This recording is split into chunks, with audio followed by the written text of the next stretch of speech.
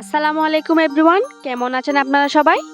আজকে তৈরি করব একটু ঝাল একটু মিষ্টি সবার খুবই পছন্দের কোরিয়ান চিকেন উইংস। চিকেনের যে কোনো পিস দিয়েই কিন্তু এই রেসিপিটি করা যাবে, তবে আমার কাছে উইংসটাই বেশি ভালো লাগে। একদমই চটজলদি খুবই কম উপকরণে কম সময়ে তৈরি করে নেওয়ার চেষ্টা করেছি। আশা করছি আপনাদের কাছে ভালো লাগবে। আমি এখানে 500 গ্রাম চিকেন উইংস নিয়েছি। এইবার এর মধ্যে দিয়ে দিব স্বাদ মতো লবণ। সয়া সসের মধ্যে কিন্তু লবণ থাকে, তাই লবণ দেওয়ার সময় একটু বুঝে শুনে দিবেন। এখন সয়া সস দিয়ে দিব 1 চা চামচ, লাল মরিচের গুঁড়া দিয়ে দিব 1/2 চা চামচ, আদা বাটা দিয়ে দিব 1/4 টিস্পুন, রসুন বাটা দিয়ে দিব 1/4 টিস্পুন, কালো গোলমরিচের গুঁড়া দিয়ে দিব 1 চা চামচ, কর্নফ্লাওয়ার দিয়ে দিব 1/4 কাপ, ময়দা দিয়ে দিব 1/4 কাপ। এইবার আমি সবগুলো উপকরণকে খুব ভালোভাবে মেখে নিব।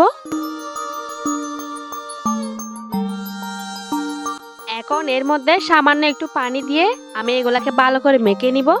পানিটাকে আপনারা একসাথে বেশি করে না দিয়ে অল্প অল্প করে অ্যাড করবেন। আমি এখানে অল্প অল্প করে প্রায় 2 থেকে 3 বার পানি অ্যাড করেছি। আমার মাখাটা হয়ে গেছে।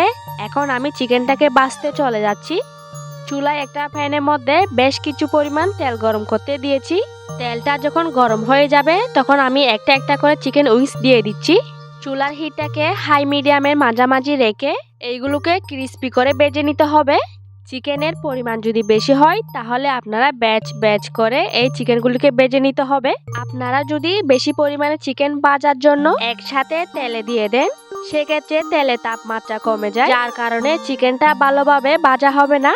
আর চিকেনের উপরে যে কোটিংটা থাকে সেটাও কিন্তু খুলে যেতে চাইবে। চিকেনটা তেলে দেওয়ার সাথে সাথে কিন্তু নাড়াচাড়া করা যাবে না। কমপক্ষে 1 মিনিটের জন্য চিকেনটাকে তেলে সেট হতে দিতে হবে।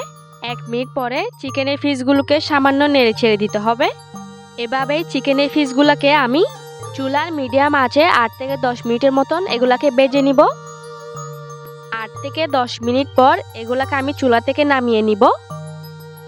এবার অন্য একটা প্যানে আমি দিয়ে দিচ্ছি 1 টেবিল চামচ বাটার। আপনারা চাইলে এখানে 1 টেবিল চামচ পরিমাণ তেল ইউজ করতে পারেন। বাটারটা যখন মেল্ট হয়ে যাবে তখন আমি এর মধ্যে দিয়ে দিব 1 চা চামচ রসুন কুচি, 1 চা চামচ আদা কুচি। এখন এগুলাকে কয়েক সেকেন্ডের জন্য একটু ভেজে নিতে হবে। চুলার হিটটা থাকবে একদমই লোতে। বাটারের সাথে আদা আর রসুন কুচি ভাজলে খুবই সুন্দর একটা ঘ্রাণ আসে, তবে খেয়াল রাখতে হবে আদা আর রসুন কুচিগুলো যেন কোনোভাবেই পুড়ে না যায়। এখন এর মধ্যে দিয়ে দিব 1/2 কাপ টমেটো সস। এরপর এগুলাকে একটু নেড়েচেড়ে মিশিয়ে নিব। এখন সয়া সস দিয়ে দিব 1 টেবিল চামচ।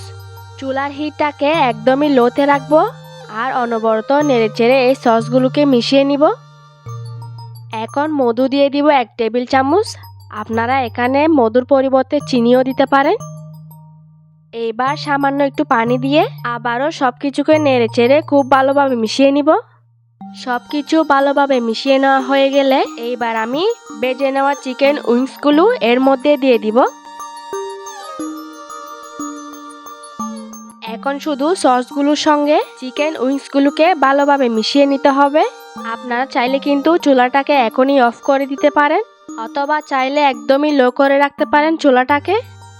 একটু সময় নিয়ে ভালোভাবে মিশিয়ে নিতে হবে যাতে সমস্ত সসগুলো চিকেন উইংসের সাথে ভালোভাবে কোট হয়ে যায়। মিশিয়ে নেওয়া হয়ে গেলে এখন এর মধ্যে দিয়ে দিব 1/2 চা চামচ সাদা তিল। আপনারা চাইলে এটাকে স্কিপ করতে পারেন। এখন এর মধ্যে দিয়ে দিব স্প্রিং অনিয়ন। এইগুলাকে খুব ভালোভাবে নেড়েচেড়ে একটু রান্না করে নিচ্ছি। রান্নাটা হয়ে গেছে, এবার এগুলাকে চুলা থেকে নামিয়ে পরিবেশন করে নিচ্ছি। আর এই তো তৈরি হয়ে গেল কোরিয়ান স্টাইলের চিকেন উইংস। একটু ঝাল একটু মিষ্টি, উপরে ক্রিস্পি আর ভিতরে হয়েছে অনেক বেশি জুসি। বানাতে সময় লাগবে একদমই কম আর বানাতেও অনেক সহজ। আশা করছি আজকের ভিডিওটি আপনাদের কাছে ভালো লেগেছে। যদি ভিডিওটি ভালো লেগে থাকে তাহলে আমার চ্যানেলটি সাবস্ক্রাইব করে পাশে থাকা বেল আইকনটি ক্লিক করে দিবেন। তো আজ এই পর্যন্তই। আপনারা সবাই ভালো থাকবেন, সুস্থ থাকবেন। আসসালামু আলাইকুম।